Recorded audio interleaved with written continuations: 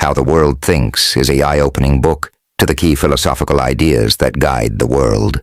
By comparing the East-way-seeking philosophies to the West's truth-seeking philosophies, it allows us to understand the structure of our societies better.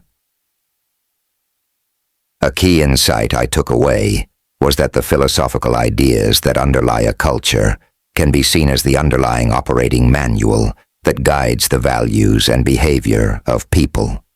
This is a must-read for people interested in philosophy and how people think. The majority of people operate with surface-level philosophical knowledge. Most Americans and Europeans, for example, assert the value of individual freedom and liberty without any deep knowledge of how these concepts have been justified and explained by their philosophers. Millions of Indians live their lives according to principles of karma, without an in-depth knowledge of the rich and complex literature articulating what precisely this involves. Ordinary Chinese assert the importance of harmony with little more than a cursory knowledge of the Confucian and Taoist texts that analyze and describe it. Throughout history, people usually haven't held their beliefs for philosophical reasons. People generally take on the beliefs that surround them, and only a minority rebel. Different cultures have different core ideas. The main differences between countries, philosophies, is the different weight each idea carries in different cultures. What is in the foreground in one culture may be in the background of another. Cultures have implicit epistemology. Nonetheless, at a societal level, if not the individual level, there are always some justifications for belief, which carry more weight than others. Reasons why some things are accepted as true and others rejected as false. Every culture has an implicit folk epistemology, a theory of knowledge, just as almost every philosophy has an explicit one, and these formal and informal epistemologies are connected. The modern time and the West's democratization of truth. In the West, we have a collective gullibility that the Internet is a trusted repository of truths. This is a set of assumptions about the nature of knowledge that is widely taken for granted today, yet was not shared by others at different times and places in history. Our trust in the web reflects a culture that has for several centuries understood knowledge as collectively produced by human beings with different areas of expertise. In our new collective understanding, genuine knowledge is comprised of the most up-to-date true facts that can be listed and collected. So, if something is properly recorded, anyone with time and resource can discover knowledge for themselves. Truth is not owned by elites. It has been democratized. Ordinary people have not always been deemed competent to find out and understand truths for themselves. Human inquiry has not always generally been seen as the sole legitimate source of knowledge. Divine revelation has often been taken to be far more reliable, nor has being up to date always been seen as a virtue. Alternative routes to truth, insight, and seeing. Many traditions still assert that the deepest truths about human nature were revealed to ancient sages, prophets, and seers. A clue is in the traditional word for philosophy in India, darsana. Darsana comes from the root dias, meaning to see. It means both philosophy and to see or to look at. That helps explain why one of the giants of Indian thought, Sankara, sometimes Sankaracharya, who is believed to have written in the 8th century CE, used the terms Maya, illusion, and avidya, ignorance, interchangeably. Ignorance is a failure to see correctly, the flip side of the view that seeing and knowing are identical.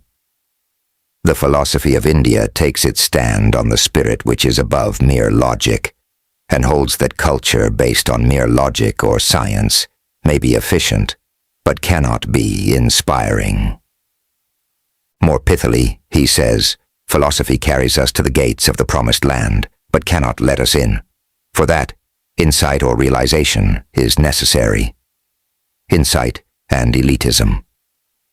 When Western philosophers use their insight, they invite you to attend in the same way and observe yourself. As one of the senior scholars at the Indian Philosophical Congress explained to me, in Indian philosophy, too, any individual can develop his own faculties and can acquire the power to see something, particularly the things that are beyond, to have a direct perception of those realities. But before you can do that, you need to trust the RSIs that you are on the right path. If you do not see what the superior mind sees, the response is that you are insufficiently developed in your wisdom and must practice harder, perhaps for years. In that sense, Indian insight is unashamedly elitist, Western insight determinedly egalitarian. But it is not obvious which is more plausible. The idea that some talented and experienced people have better insight than others is no more shocking than the idea that some people are better than others at playing music, designing bridges, or conducting scientific research because they have a hard-earned combination of explicit learning and implicit skill. The idea that no one has better insight than others is arguably less credible than the idea that some do.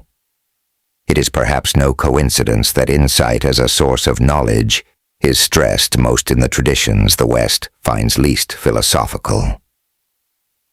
Western philosophy's self-image has largely been constructed by distancing itself from ideas of the philosopher as a sage or guru who penetrates the deep mysteries of the universe like some kind of seer. This distancing has blinded it to the obvious truth that all good philosophy requires some kind of insight.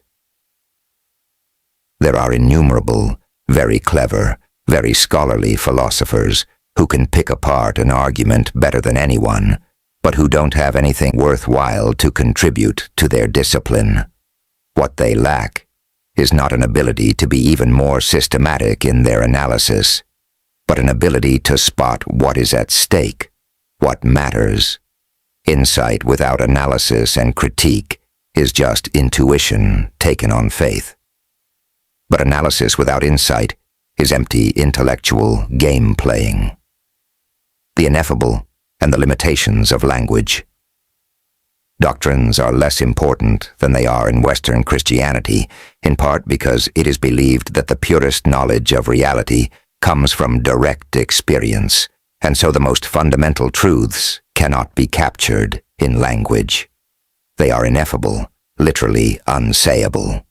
This is a common idea in East Asia, most evident in Chinese Taoism or Taoism.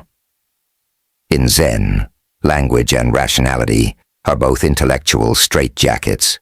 Language is a product of intellection, and intellection is what our intellect adds to, or rather subtracts from, reality, wrote Suzuki. Language adds to reality in that it creates an extra layer on top of it, and this in turn subtracts from reality by obscuring its fullness. Meanings and judgments are an abstracted part of the original experience, and compared with the actual experiences, they are meager in content, said Nishida. The deep appreciation of the limits of language and a refusal to confuse the world as it is with our conceptual categorizations are enduring strengths of philosophy all across Asia. The mind has structure. From a Kantian perspective, all the other Asian philosophies that claim the possibility of concept-free, ineffable experience of the world as it truly is are clinging to an impossible dream of being able to escape our human cognitive apparatus. You can strip away language, but you can't strip away the human mind. Interestingly, in the early 20th century, that most analytical of philosophers, Bertrand Russell, no fan of the ineffable, distinguished between knowledge by acquaintance and knowledge by description. I know Bristol, the city I live in, by acquaintance, but I know Trieste only from descriptions I've read of it. Russell also claimed that all knowledge by description is rooted in knowledge by acquaintance, that experience of the world is primary. What are we seeking? David Hall and Roger Ames describe this as the difference between truth seekers and way seekers. Western philosophy is characteristically truth-seeking. It seeks to describe the basic structure of reality, logic, language, the mind. One example of this is the Western emphasis on science, for science's sake. For truth seekers, disinterested learning is the best kind, while for way seekers to be disinterested is as nonsensical as driving a car without caring where you end up. The Chinese are predominantly way seekers, who, according to Chen-Yang Li, typically do not see truth as correspondence with objective fact in the world. Rather, they understand truth more as a way of being a good person, a good father, or a good son. For them, truth is not carved in stone, and there is no ultimate fixed order in the world. Whereas Western truth is absolute, eternal, and ultimately true, the Chinese Tao is not present. It must be generated through human activity. Here, Chinese philosophy contrasts with both Indian and Western philosophy, which are cosmogonic, from the Greek cosmos, universe, order, and gonia, creation. In a cosmogony, understanding the world requires an account of the first principles behind its structure. Cosmogonic traditions tend to be driven initially by the question, what is there, really? While Chinese philosophy tends to ask, what should be done? Different cultures, different questions. It is easy to assume that each tradition offers a different answer to the same question, when often they are asking different questions. For example, the nature of the question of how we know, how we define knowledge, is changed within different traditions because their interests in asking this question are quite different. For some, how do we know? Is always, how do we know what we need to know in order to live well? For others, the question is essentially about how can we best understand what we know to be true by the revelations of gods or seiyes? For yet others, it is about how we can establish objective facts. Removing dualism. Dualistic thinking is a hard habit to break. But if it is ditched, distinctions assumed fundamental disappear. Take away the mind/body distinction, and you also take away the interior-exterior distinction, because there is no matter for the immaterial mind to be housed in. Reductionism. There is a deep philosophical assumption that has informed Western ways of thinking for centuries. Reductionism. This is the idea that the best way to understand anything is to break it down into its constituent parts, emphasizing these over wholes. Scientific progress has depended on reductionism, but it creates weaknesses in a culture where it becomes the default frame of mind. The reductionist tendency blinds people to the complex effects of whole systems and leads to an overconfidence that the key to solving problems is identifying discrete elements. We know now that atoms, too, can be split, but their name derived from the belief they could not, atomos meaning indivisible. In the West, this is reflected in the way in which individuals are always placed at the heart of intellectual, political, or social history. Christianity is the only major world religion named after its founder. In philosophy, you can be a Platonist, an Aristotelian, a Kantian, Spinozist, while in other cultures, schools like Taoism, Rujia, Samkhya, Yoga, Nyaya, Vedanta, Kalam, and Falsafa are typically not named after people. Value in the separate or the whole. Cultural anthropologists have observed how Japanese culture privileges intimacy over integrity in personal and professional relationships. If you ask someone about their occupation, Japanese typically say, "I work for the such and such corporation," whereas Americans specify their role. Japanese instinctively think of their part in the whole, whereas Americans just as automatically think of their discrete function. Kasulis finds that whereas Americans studying for MBAS are looking to learn principles, Japanese students who go to the USA to get an MBA are looking to meet people and to form business relationships for the future. The concept of harmony. A soup requires a variety of ingredients with different but complementary flavors, or else it is bland and unwholesome. The right and left hands both have their own strengths, and so merging them into a middle hand does not make one better off, as Lee puts it. Whenever anyone promotes uniformity in the name of harmony, they are getting harmony wrong. If Westerners are more likely to mistake harmony with uniformity, it is perhaps because, as Lee points out, ideas of an underlying fixed cosmic order or a transcendent, static foundation have been dominant in Western thinking.